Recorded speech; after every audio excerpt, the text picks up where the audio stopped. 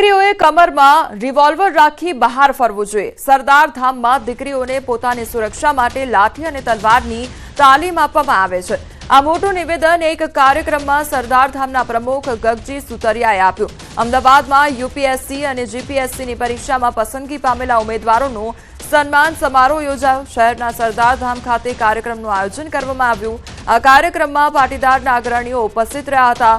આ કાર્યક્રમમાં દીકરીઓની સુરક્ષાને લઈ ગગજી સુતરિયાએ નિવેદન આપ્યું।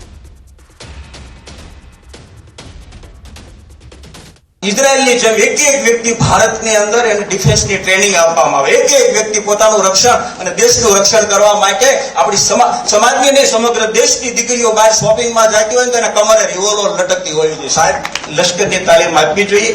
અહીંયા આપણી દીકરીઓને લાઠીની તાલીમ અને તલવાર તાલીમ આપવામાં આવે છે। આપ સૌની જાણકારી સ્વરક્ષણ માટે।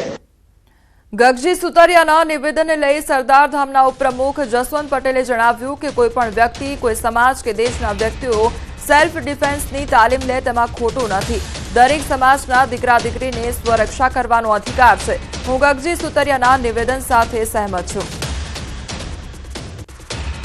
સરદાર ધામના પ્રમુખ ગગજી સુતરિયાએ એક નિવેદન આપ્યું છે કે મહિલાઓ અને ખાસ કરીને દીકરીઓએ કમરમાં રિવોલ્વર રાખીને ફરવું જોઈએ, કારણ કે આ રાષ્ટ્રહિત માટે છે। અનેક એવા રાજ્યો છે, અનેક એવા દેશો છે, દેશોની અંદર મહિલાઓને પણ તાલીમ આપવામાં આવે છે સુરક્ષા માટે। ત્યારે ભારતમાં પણ મહિલાઓ ખાસ કરીને રિવોલ્વર સાથે ફરે તેને લઈને વાત કરશું જસવંત પટેલ, સરદાર ધામના ઉપપ્રમુખ।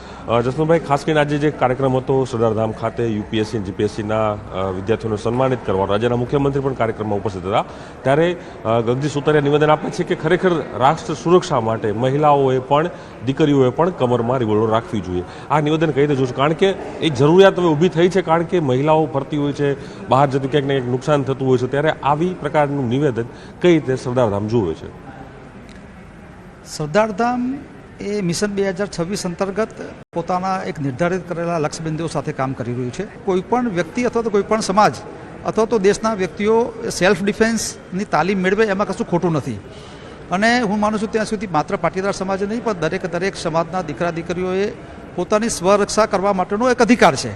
તો અધિકારના ભાગરૂપે ધારો કે એ પોતે જાતે ટ્રેનિંગ લે અથવા તો કોઈ સમાજ એને ટ્રેનિંગ આપવા માટેની સુવિધા ઊભી કરે અથવા તો વ્યવસ્થા કરે તો હું માનું છું ત્યાં સુધી એમાં કંઈ પણ ખોટું નથી। અને વર્તમાન સ્થિતિની અંદર અથવા તો ભવિષ્યની અંદર જ્યારે પણ કોઈપણ પ્રકારની એવી સ્થિતિનું નિર્માણ થાય તો એમાં પોતાનો સ્વબચાવ કરી શકે એવા શુભ આશયથી આ પ્રકારનું અમારા ગગજીભાઈ સુતરિયાજીએ જે સ્ટેટમેન્ટ આપેલું છે, જો સેલ્ફ ડિફેન્સથી આપણો બચાવ થતો હોય તો હું માનું છું ત્યાં સુધી, અને ઘણા બધા વિશ્વની અંદર ઘણા બધા દેશોની અંદર આ પ્રકારની તાલીમ આપવામાં આવે છે। ઇવન ભારતની અંદર પણ ઘણા બધા સમાજો આ પ્રકારની તાલીમ આપતા હોય છે। એટલે હું માનું છું ત્યાં સુધી આ તાલીમ આપવાથી આંતરિક સુરક્ષાની અંદર 100% એમાં સહકાર મળશે। ચોક્કસ આ હતા જસવંત પટેલ, જેઓ સરદાર ધામના ઉપપ્રમુખ છે। તેઓ પણ માની રહ્યા છે કે ગગજી સુતરિયાએ જે નિવેદન આપ્યું છે એનો મુખ્ય ઉદ્દેશ એ છે કે લોકો સુરક્ષિત રહે, તેને લઈને જ આ પ્રકારનું નિવેદન તેઓ અહીં આપી રહ્યા છે।